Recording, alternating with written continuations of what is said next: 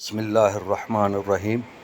آج میں آپ تمام احباب کے لیے بہت ہی اہم موضوع پر اور اہم مرض کے لیے دوائی لے کر حاضر ہوا ہوں، جو کہ بہت آسانی سے خود گھر میں بنائی جا سکتی ہے اور اس مرض سے چھٹکارا پایا جا سکتا ہے۔ اگر آپ کو میری یہ کاوش پسند آئے تو امید ہے کہ آپ ہمارے چینل ضیاء حیات اور طب ضیائی کو سبسکرائب کریں گے اور لائک کریں گے اور آئیکن کا بٹن دبا کر دوسروں تک اچھی بات کو شیئر بھی کریں گے۔ آج جو میرے موضوع ہے وہ ہے برائے درد جسمانی۔ اکثر و بیشتر دیکھا گیا بالخصوص سردیوں میں اور بالعموم گرمیوں میں، موسم گرما میں بھی بعض اوقات مختلف جسم کے حصوں میں شدید درد رہتا ہے، کبھی کندھے میں، گھٹنے میں، پیروں میں، پنجوں میں، بعض اوقات کمر میں درد ہو جاتا ہے۔ تو یہ اس کے لیے بہت ہی بہترین دوا ہے اس قسم کے امراض کے لیے، کیونکہ یہ درد کسی بھی وقت اور کسی بھی جگہ ہو سکتا ہے۔ اس کے لیے آپ کو میں ایک مرہم تیار کرنے کا طریقہ بتاؤں گا۔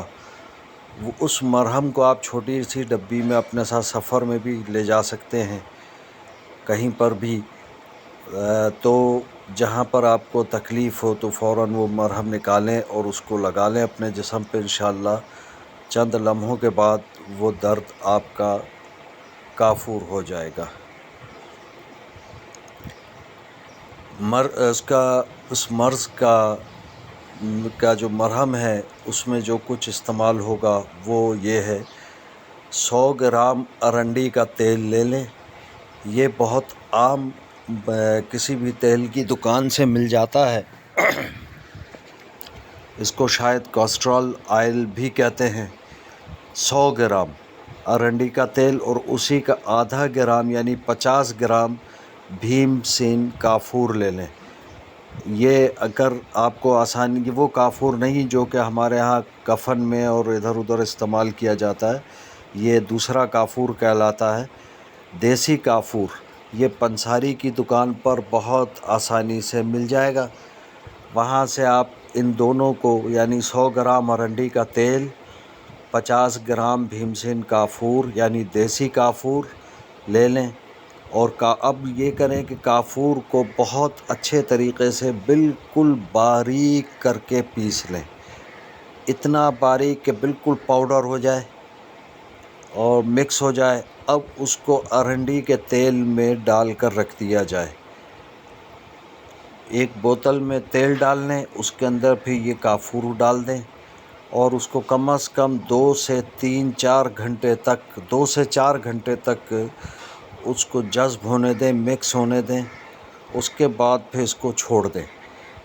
اب جب کبھی بھی درد ہو یہی مرہم نکالیں اور اس درد کی جگہ پر لگا لیا جائے تو انشاءاللہ اس درد سے افاقہ ہوگا۔